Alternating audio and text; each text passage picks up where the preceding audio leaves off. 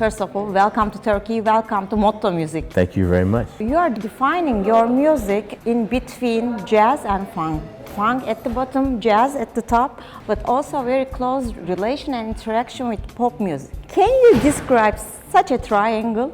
It's hard to describe, but it's very natural for me. When I was developing as a musician, first I liked Stevie Wonder, and Michael Jackson and artists like that. And then I heard Miles Davis and Herbie Hancock, and I got excited. And this was in the 70s when people were combining music all the time. They called it fusion, Yeah. You put this together with that, and you get something new. So it seemed very natural. And then later on, I started working with people like Chaka Khan and Aretha Franklin, Luther Vandross, these great pop artists, and it seemed very natural, you know what I mean? Jazz and pop music has always been connected. In 1930, 1940, jazz was pop music. This was the music that people danced to, this was the music that people heard on the radio, and after that, all the musicians who play jazz, they know all the pop songs. You had to know all the pop songs. And then when you play the pop songs, you add, you change, you make it more or make it less or whatever you do to it to change it. I think they're all connected to me.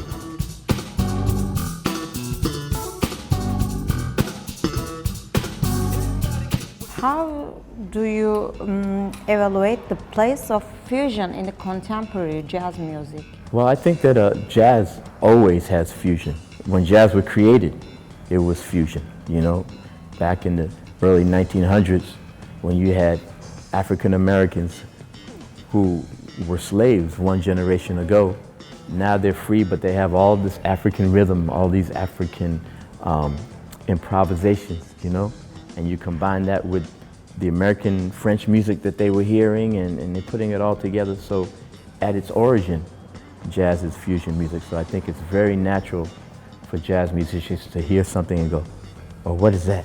I want to see if I can combine that with jazz. I know I do it. When I'm here in Turkey, man, I'm listening and trying to add these elements to my music. So I think it's very natural. But I think in a more broad sense, fusion is always happening.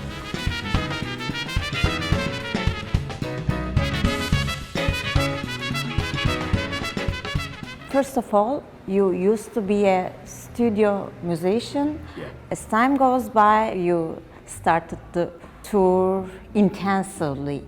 And beside being a genius bass player, you are also a genius arranger. So how do you combine and melt all of these in a pot?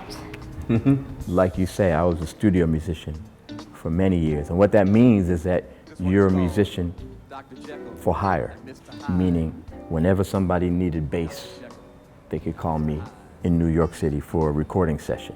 I worked in the studios, so my life was going from one studio to the other studio, and every session was a different artist.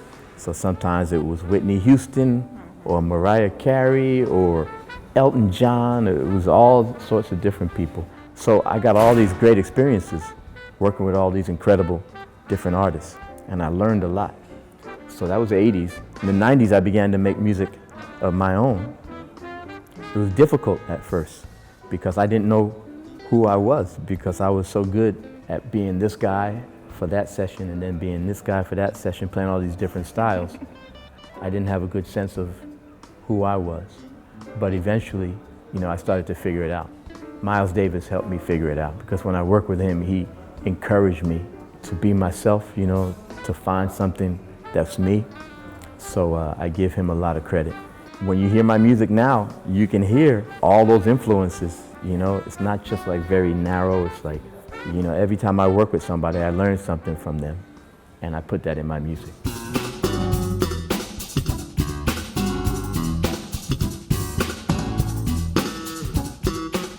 Can you please, if possible, name 3 basic or the most essential opportunities that bring you today?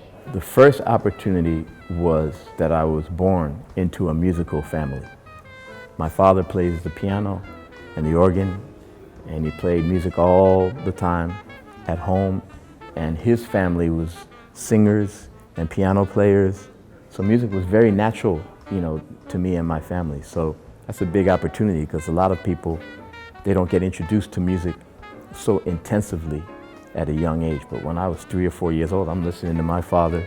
I'm trying to play with him, and he said, "Don't play," So that's the first opportunity. The second opportunity was that I was in New York City. I grew up in New York City. Most people in America who want to be musicians, they have to, around 18 years old, and then they have to move to New York City, and they have to figure out where everything is and maybe get a job as a waiter or something so that they can survive, and then try to meet musicians and try to become established in New York. I didn't have that problem because I'm a New Yorker, right? So in high school, I was already doing gigs and meeting people. So by the time I was 19 years old, I was very well established in New York.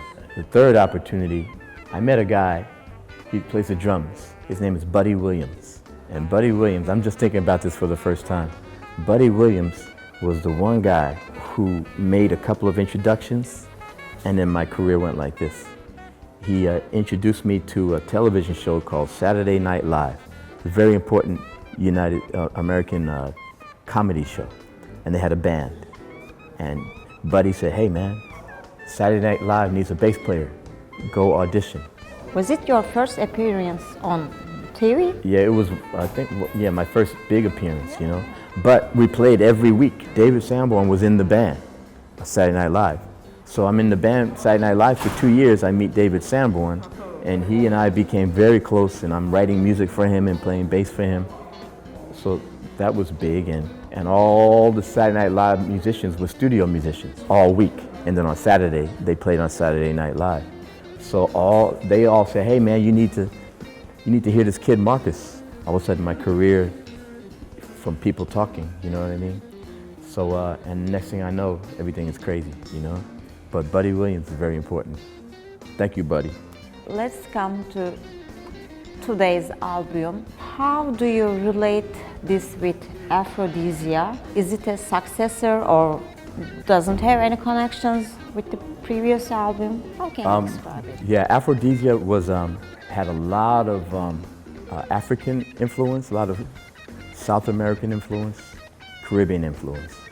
This album that I'm working on now, I'm going to call Laid Black.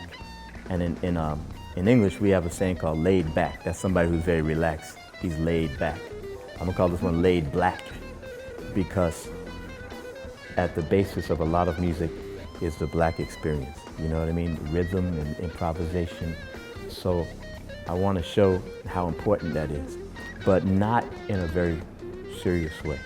I want to do it in a fun, funky way, you know what I mean? Have people feel good and enjoy themselves, because I think we need that today. We need some music that feels good.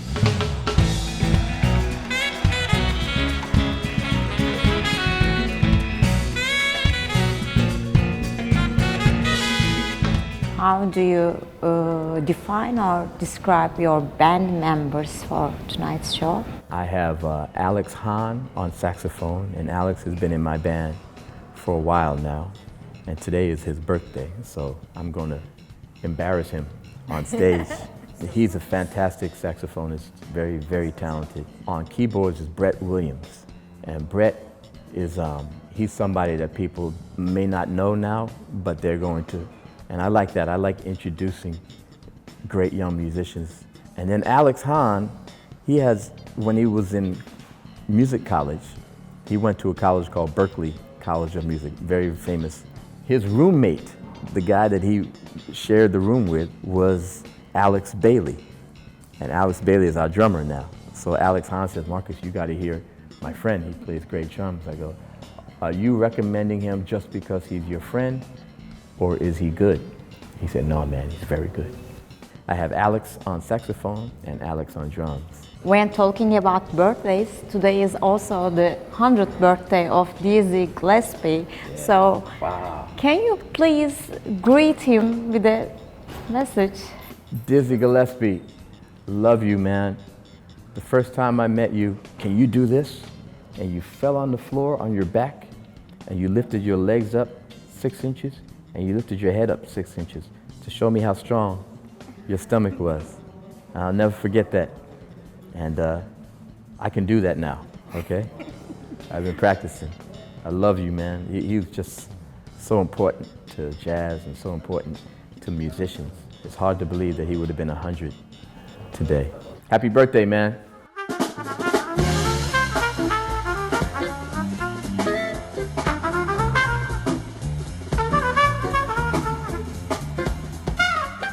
As a UNESCO musician, I kindly request you to briefly tell about the healing impact of music on people, changing the lives of people all around the world. Well, you hear people say that music can do that. Music can heal and music can change things. And maybe it sounds like exaggerations, but I've seen it. I've had people come up to me after a show and say, let me tell you what your music did for me, you know? Your music. I had one guy who told me that his wife was very, very sick, very sick. She said, give me Marcus's music. And she put it on, and he said, and all of a sudden, she started feeling better. I'm not sure he was telling me the truth, but he and his wife were there, and they were, you know, they had tears. You know, it was very, very real. In the United States, when we were fighting for civil rights in the 60s, music was very important, you know. People were walking and marching and singing, you know, and this music gave them strength to protest. So music is very strong, you know. We go all over the world playing music. Sometimes, you know, I can't speak the language speaking, but I speak a musical language and everybody can respond. Everybody understands. And so it's really a beautiful thing. Hey, what's happening? It's Marcus Miller. Make sure you subscribe to Motto Music.